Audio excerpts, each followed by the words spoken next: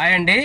ఈరోజు మనం మహీంద్రా బొలెరో 2.0 అలాగే టాటా ఇంట్రా V50 గోల్డ్ గురించి మాట్లాడుకుందామండి.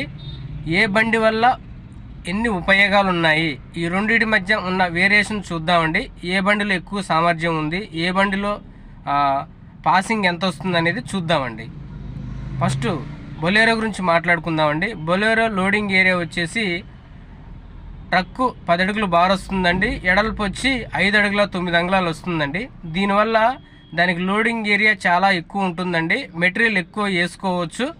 అలాగే టైర్లు వచ్చేసి 16 ఇంచులు డిస్కు 700 సైజు టైర్ రావటం వల్ల కొంచెం లోడ్ ఎక్కువ వేసుకున్నా కానీ అవి తట్టుకునే సామర్థ్యాన్ని కలిగి ఉంటాయండి. డ్రైవర్ క్యాబిన్ కూడా వచ్చి ఎంతో సేఫ్టీగా ఉంటుందండి. ఇంజన్లో ఏదైనా సాంకేతిక లోపం వచ్చినా, ఏదైనా ట్రబుల్ వచ్చినా కానీ చూసుకోవడానికి చాలా తేలిగ్గా ఉంటుందండి. చాలా ఈజీగా ఉంటుంది. మెకానిక్ కూడా తన పనిని ఈజీగా చేసుకోగలడండి.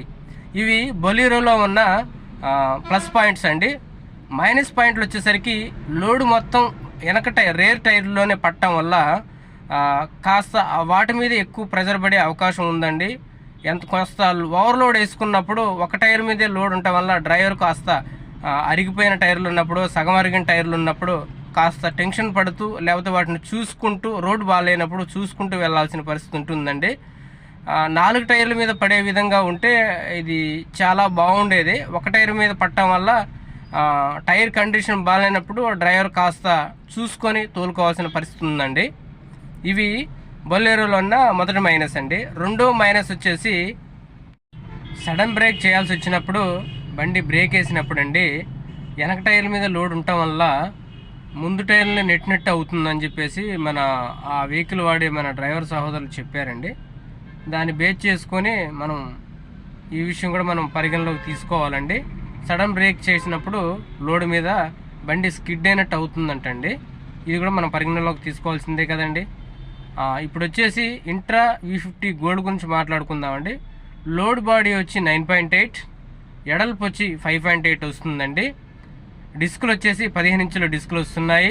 215 టైర్లు వస్తున్నాయండి. ఇంజిన్ వచ్చేసి 80 HP 1500 cc వస్తుందండి. అయితే ఇది బొలెరోతో పోల్చుకుంటే బొలెరో సీసీ వచ్చి 2500 cc వస్తుందండి. ఇక్కడ మేజర్ డిఫరెన్స్ కనపడుతుందండి. ఇది మాత్రం చాలా పెద్ద వేరియేషన్ అండి. దీనివల్ల మహీంద్రా ఇంజన్ లైఫ్ వచ్చి చాలా ఎక్కువ ఉంటుందండి. ఇంట్రా మాత్రం కాస్త తక్కువ ఉంటుందండి. ఇది మనం పరిగణలోకి ఖచ్చితంగా తీసుకోవాల్సిందండి. ఇంట్రాలో మనం చూడాల్సిన ప్లస్ పాయింట్స్ ఏంటంటే అండి, మైలేజ్ అండి. మైలేజ్ ఏ బండికి రానంత మైలేజ్ వస్తుందండి జాగ్రత్తగా తోలితే. మెయింటెనెన్స్ కూడా చాలా తక్కువ ఉంటుందండి. చాలా తక్కువ ఉంటుంది. మార్కెట్లో ఇంట్రా బండి నిలబడటానికి ప్రధానమైన కారణం ఈ తక్కువ మెయింటెనెన్స్, ఎక్కువ మైలేజేనండి. ఈ రెండు వల్లే ఈ దోస్తు బండ్లకనో మహీంద్రా బండ్లకు ఇంట్రా పోటీ ఇవ్వగలుగుతుందండి. మార్కెట్లో కూడా నిలబడగలుగుతుంది. కానీ మనం బొలెరో 2.0ని ఇంట్రా V50 గోల్డ్ని మనం పోల్చలేమండి. ఎందుకంటే మహీంద్రా బొలెరో అనేది చాలా పెద్ద బండి అండి. టైర్లు కానీ, బాడీ కానీ, ఇంజన్ కానీ దానిది చాలా హెవీగా ఉంటుందండి. ఇంట్రా మాత్రం దాంతో పోల్చుకుంటే మాత్రం కొద్దిగా తక్కువనే చెప్పుకోవాలండి. ఆ బండికి ఈ బండికి సంబంధం లేదండి. కొనేవారు వాళ్ళు లోడింగ్ చేసే సామర్థ్యాన్ని బట్టే బండి ఎంచుకోవాలండి. కావాలితే నాకు 4 టన్నుల లోపు అయితే సరిపోతుంది, మైలేజ్ కావాలనుకుంటే మాత్రం ఇంట్రాకి నిరభ్యంతరంగా వెళ్ళిపోవచ్చండి. నాకు ఓవర్లోడ్ పడుతుంది, మైలేజ్ నాకు అవసరం లేదు, 2 కిలోమీటర్లు తక్కువైనా పర్లేదు కానీ లోడ్ లాగే బండి కావాలి, హెవీగా ఉండాలనుకుంటే మాత్రం బొలెరో 2.0కు హ్యాపీగా వెళ్ళిపోవచ్చండి. ఈ విషయాల మీద మీకు ఎంతో కొంత అవగాహన వచ్చిందని నేను అనుకుంటున్నానండి.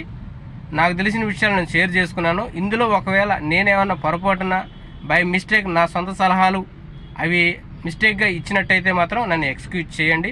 ఇది కేవలం అవగాహన కోసం చేసే నా చిరు ప్రయత్నమేనండి. ఈ వీడియో కనుక మీకు నచ్చితే లైక్ చేయండి, షేర్ చేయండి, సబ్స్క్రైబ్ చేయండి. Thank you.